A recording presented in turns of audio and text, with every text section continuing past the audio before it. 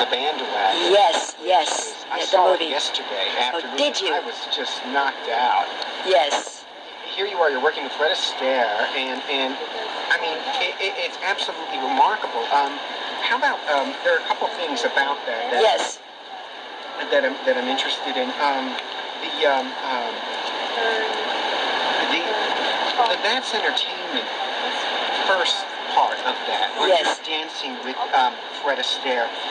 It seems like that must have taken forever to choreograph and to actually do, to get it right, where you're dancing within him at one point. It seems like your legs are almost intertwined. Well, you know, Fred Astaire was a tremendous taskmaster. At the time I didn't appreciate it. His philosophy, though he never expressed it to me, I saw it in retrospect.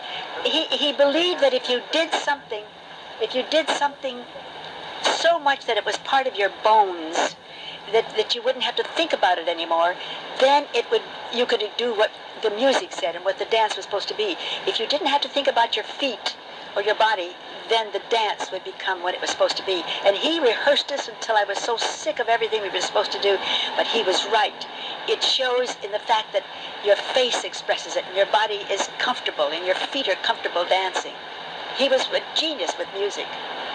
What were the early, I'm trying to imagine what the early takes of that particular sequence were when everybody wasn't getting it right.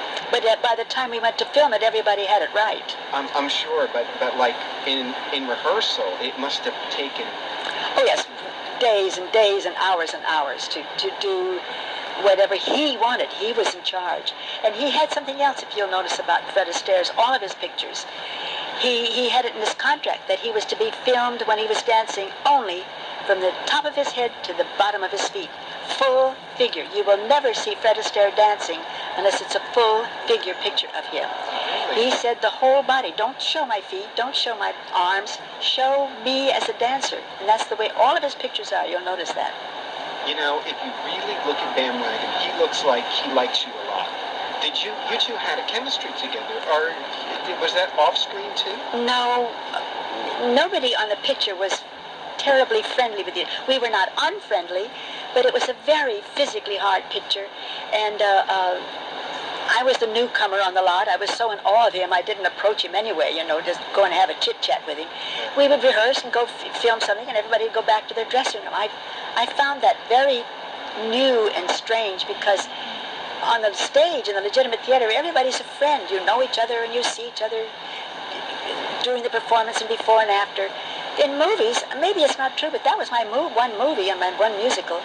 It was a very cold atmosphere. It was very strange. At least it was strange to me.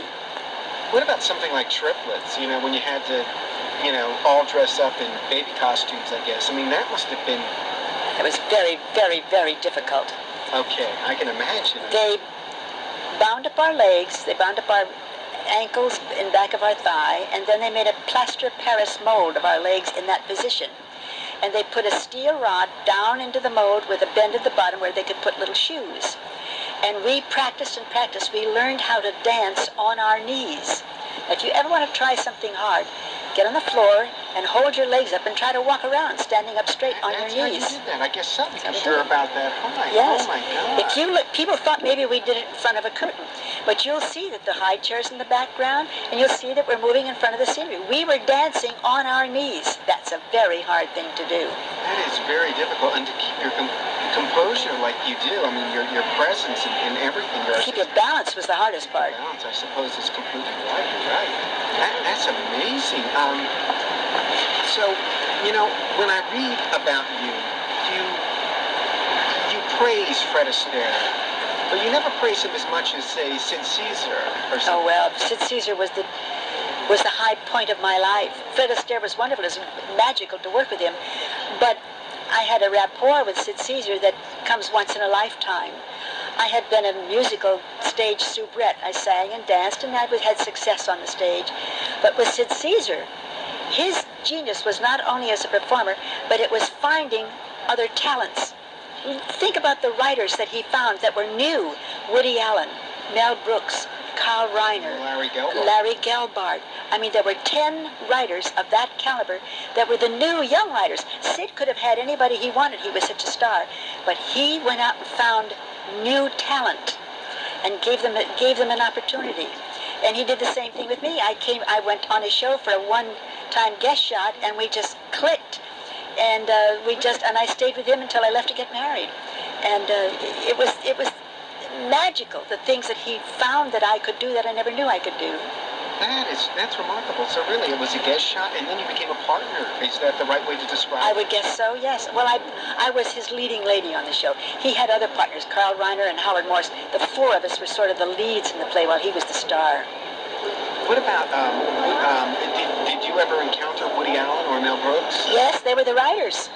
They would come in on the Monday morning and sit in the writer's room, which is about the size of a closet, and everybody ate all day long. The table in the middle of the room by the end of the day would have boxes of food falling onto the floor. And of course people smoked in those days. The smoke haze, you'd have to stand up to see over the smoke haze. And I used to just love to go in there when I wasn't rehearsing because it was madness. It was such fun. Mel Brooks would stand up and scream jokes, and Woody Allen would sit there, and the fellow who wrote Hello Dolly, oh shoot. I wish I knew. You know who I mean. I can't recall. Brilliant, right? He and Larry Gelbart took turns sitting at the typewriter and taking down all this funny stuff that was being spoken, and they would just shout out joyous, funny things. It was a madhouse of great talent, great writing. I can